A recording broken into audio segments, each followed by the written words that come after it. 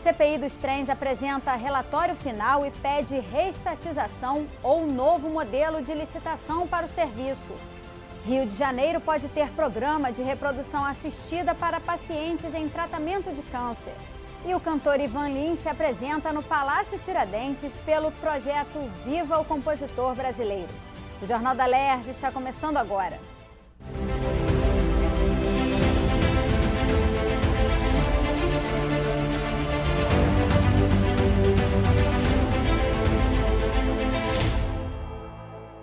Boa noite. A CPI dos trens aprovou nesta segunda-feira o relatório final da comissão com recomendações para melhorar o serviço prestado atualmente aos usuários. Entre as principais sugestões dos parlamentares estão a possibilidade de reestatização do serviço ou a elaboração de um outro modelo de licitação.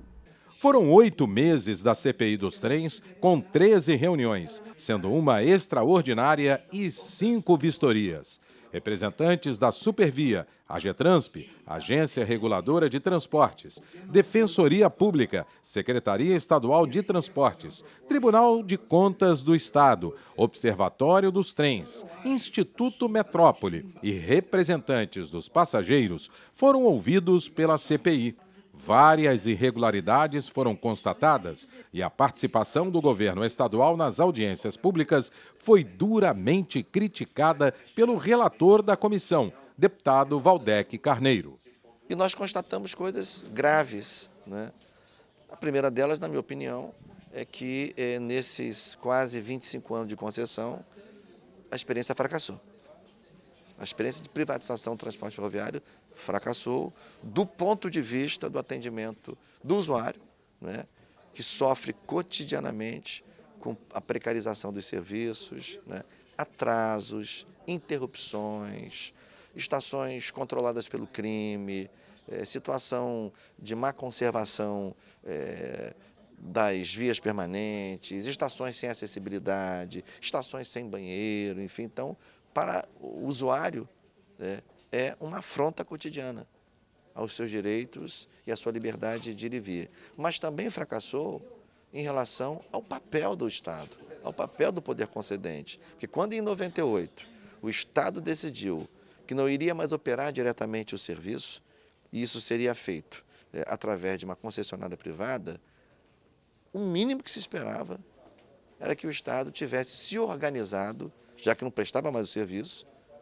para fazer uma fiscalização rigorosa deste serviço prestado por terceiros em seu nome.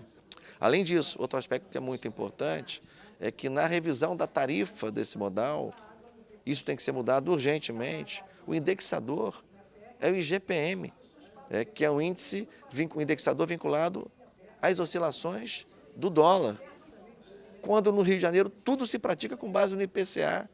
Por que na tarifa de trem o indexador da revisão é o IGPM? Os parlamentares ressaltaram a luta superior a 1 ano para se instalar a CPI.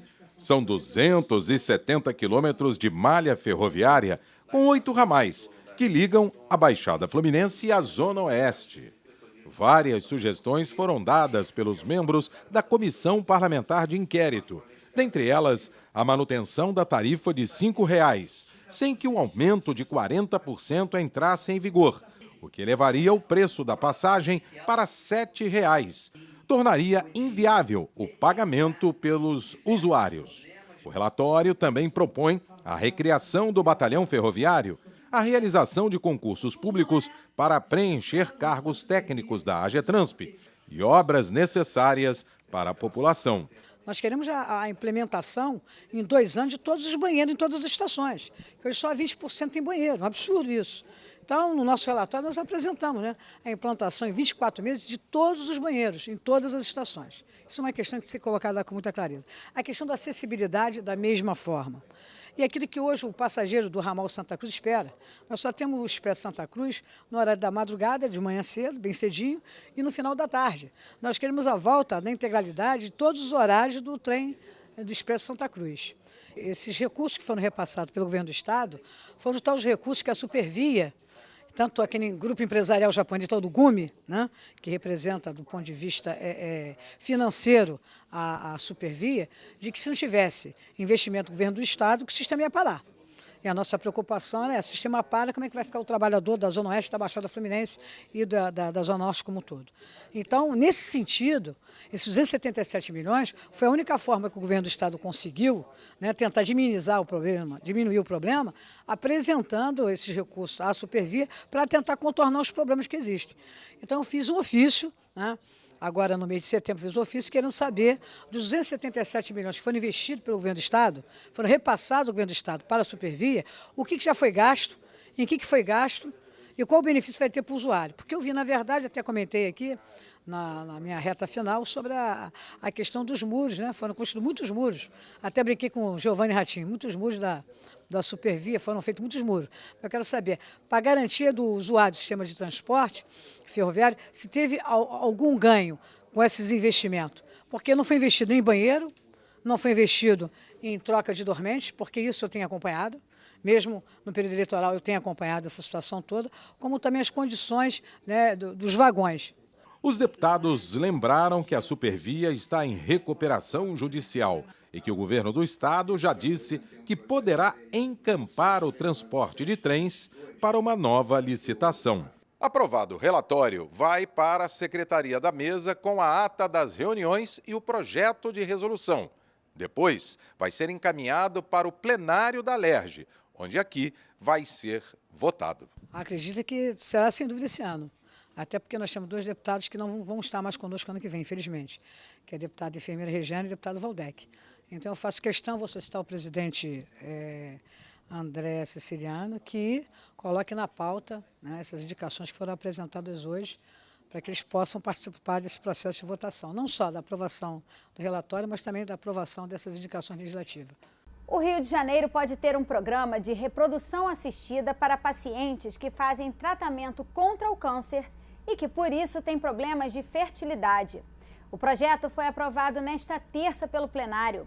Acompanhe agora como foram as votações. Na sessão ordinária desta terça-feira, os parlamentares analisaram o projeto do deputado Alexandre Knoploch, que considera o cordão de girassol como símbolo de identificação para pessoas com deficiências ocultas. O cordão de girassol vai garantir ao usuário atendimento prioritário em locais como supermercados, bancos e farmácias. O colar vai identificar pessoas com deficiências ocultas, que são as que causam impedimento de longo prazo de natureza mental ou sensorial, como o transtorno do espectro autista, por exemplo. A proposta aprovada segue para a sanção ou veto do governador. A gente agora vai ter um símbolo estadual, um símbolo de identificação que vai poder essas pessoas terem esse cordão, inclusive aqueles que não têm condição financeira terem através do Estado e poder em instituições públicas e privadas ter um atendimento diferenciado, um atendimento preferencial, um atendimento mais humanizado, um atendimento mais voltado para essas pessoas. Então, parabenizar a todos aqui do plenário. Cordão de girassol nasceu na Inglaterra e tendo uma grande adesão no Brasil e acredito que vai ajudar muito as pessoas com síndrome oculta. Pacientes em idade reprodutiva que tenham se submetido ao tratamento de combate ao câncer com implicações de esterilidade podem ter acesso às técnicas para a preservação de gametas garantidas pelo governo. A proposta é assinada pelo ex-deputado e atual prefeito de Belfor Roxo, Vaguinho, e prevê, além da coleta e preservação dos gametas, toda a assistência para o tratamento de reprodução assistida na rede pública do Estado. O texto aprovado em segunda discussão ainda retorna ao plenário para a votação da redação final. O projeto da deputada Marta Rocha trata da identificação de pacientes não identificados na rede de saúde do Estado. De acordo com o texto, as unidades de saúde do Rio, sejam elas públicas ou privadas, devem solicitar ao Detran a identificação de pacientes vivos e de cadáveres. A Diretoria de Identificação Civil do Detran ficará responsável pelas identificações e emissão de documentos de identidade. A proposta foi aprovada e segue para a sanção ou veto do governador. Na verdade, desses 20 anos que eu passei em delegacia, eu trabalhei em 4 delegacias que tinham algum hospital da rede pública vinculado. Em cada hospital da rede pública a gente tem um policial civil e um policial militar de plantão. O que acontece? Muitas pessoas chegam vítimas de acidente, vítimas de projétil de arma de fogo, e elas chegam sem nenhum tipo de identificação. Então, o que a gente trabalha aqui é para que cada pessoa que chegue sem identificação possa ser identificada para nem só não ser enterrada como indigente, mas também, né, a gente ter um critério objetivo das pessoas que estão ali, né? A gente poder dizer quais as pessoas que estão no hospital. O Rio de Janeiro pode ter um programa de prevenção ao alcoolismo entre mulheres. A ideia da deputada enfermeira Rejane é criar políticas públicas que possam fazer diagnósticos dos transtornos de abuso do álcool, promover campanhas de prevenção e implementar serviços de acolhimento e tratamento da população feminina. O texto cria ainda a Semana de Prevenção da Mulher contra o Alcoolismo. O projeto recebeu 4 emendas e retorna às comissões. A gente está fazendo esse programa direcionado para ela, porque envolve a maternidade, envolve a formação de filhos, né? Então, tem um aspecto muito mais diferenciado do que com os homens alcoólatras.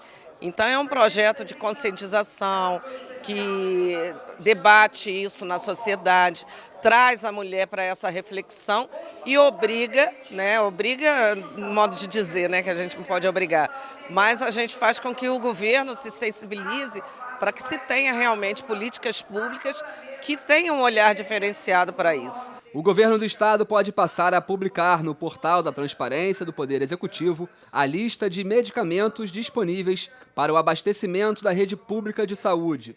O projeto da deputada Tia Ju diz ainda que, em caso de falta de algum medicamento, o governo deve divulgar a data prevista em que estará disponível. A proposta aprovada em primeira discussão ainda retorna ao plenário para mais uma votação. É necessário que essas pessoas possam ter informações e acesso à informação mais fácil.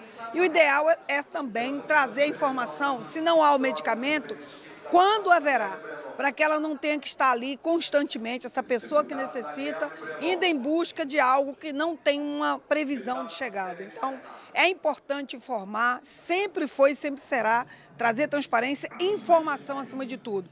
A população mais vulnerável precisa desse cuidado e desse trato. Já a deputada Dani Monteiro quer tornar obrigatória a participação dos estudantes nos processos administrativos normativos de escolas da rede estadual de ensino. As mudanças nas normas internas deverão ser discutidas com representantes de turma e integrantes do Grêmio Estudantil. A proposta foi aprovada em primeira discussão. Quando você chama a juventude para participar, responsabiliza ela também da tomada de decisão, você fortalece a democracia, você fortalece a formação desse jovem, você garante desde dessa formação dele ainda na escola, essa responsabilização sobre o que é tomado, sobre o coletivo como um todo. O plenário também votou o projeto de lei que concede anistia administrativa a ex-bombeiros militares excluídos ou licenciados de ofício que faziam parte da corporação entre os anos de 98 a 2000. Com a aprovação do projeto, fica assegurada aos anistiados a reintegração aos respectivos cargos públicos que ocupavam até a data da exclusão. Ainda de acordo com a proposta do deputado Felipe Pobel, a reintegração deverá ser feita sem criar despesas para a Fazenda Pública e o Corpo de Bombeiros Militar do Estado. O projeto, aprovado em primeira discussão, ainda retorna ao plenário. Os deputados Samuel Malafaia e André Siciliano apresentaram proposta para incluir na lei que proíbe o consumo de cigarros e de derivados ou não do tabaco as áreas abrangidas pelos parques estaduais. O texto recebeu 7 emendas e retorna às comissões. É proibido fumar em lugar fechado. Agora, em lugar aberto, desde que o ambiente não seja um ambiente que possa entrar como é que chama? Incêndio, né? Que você tem um parque cuidado há anos e anos, uma pontinha de cigarro, o cara não cuida, joga, pum, pega fogo. Então, O que não é regulado, a gente tem que fazer lei. Na próxima quinta-feira, o projeto Viva o Compositor Brasileiro leva o show do cantor Ivan Lins ao Palácio Tiradentes. O evento acontece às 8 da noite e a distribuição de senhas será feita a partir das 6h30 da tarde. A entrada é gratuita e os lugares são limitados. O Jornal da Alerj fica por aqui. Você pode acompanhar a programação também em nosso site e pelas redes sociais. TV Alerj, o canal do povo. Boa noite para você e até a próxima.